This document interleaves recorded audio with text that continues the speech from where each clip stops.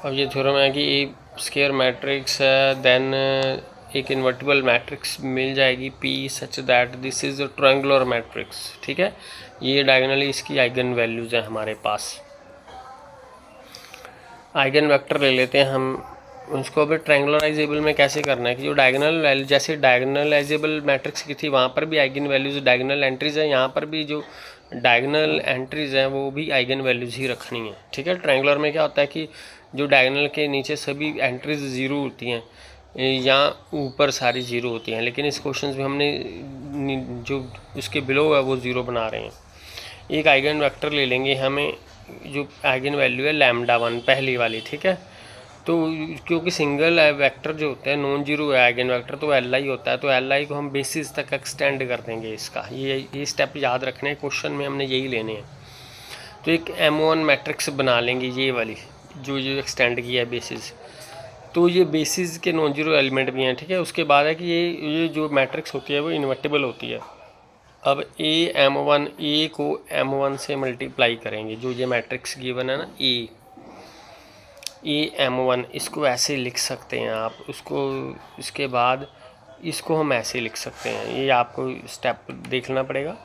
ये लैम्डा 1 आ गया, ये सभी इसकी जो पहली रो की पहली कॉलम है लैम्डा 1, उसके पहली एंट्री लैम्डा 1 है, उसके बाद सभी एंट्रीज ज़ीरो है।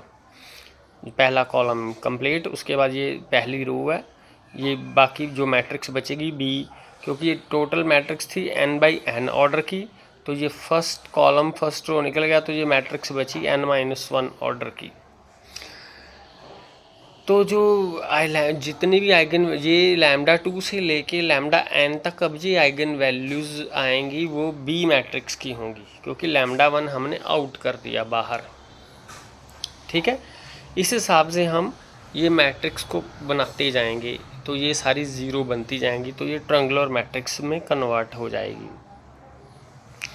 तो M1 किसके बराबर आ गया, ये M1 है, ये वाली मैट्रिक्स है, ये हमने लिख दिया यहाँ पर, क्योंकि इन्वर्टिबल है, ये इन्वर्स है, इसका M1 इन्वर्स लग गया, यहाँ से हट गया, तो ये ऐसे लिख सकते हैं हम। ठीक है, यहाँ पे M1 इन्वर्स लग गया, तो M1 इन्वर्स M, ये आइडेंटिटी होती है, आइडेंटिटी को इससे मल्टीप्लाई करेंगे तो यही मैट्रिक्स बनेगी।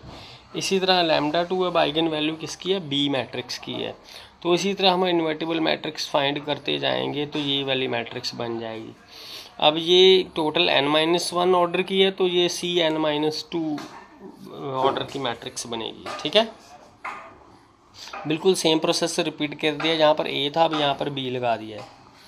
अब हम M2 अपनी ओर से ये बना, M2 को इस हिसाब से बनाना है 1, ये 1 के नीचे सारी एंट्री ज़ीरो, ये पहला कॉलम, 1 के साथ ये सभी एंट्री ज़ीरो, ये पहली रो, और ये n1। इसी तरह M2 इन्वर्स क्या होता है, ये सारी चीज़ एज इट इज़ n1 की जगह पे n1 इन्वर्स रख लो, और जो ये मैट्रिक्स बनेगी इधर मल्टीप्लाई कर दिया, इधर भी मल्टीप्लाई कर दिया। ठीक है, इसी तरह इसको M2 इन्वर्स से और M2 से, इधर M2 इन्वर्स से इधर M2 से मल्टीप्लाई कर दिया, तो ये वैल्यूज़ पुट कर दी, ये वाली इधर वैल्यूज़ पुट कर दिया हमने। इसको जब हम मल्टीप्लाई करेंगे तो ये हमारा आंसर आ जाएगा।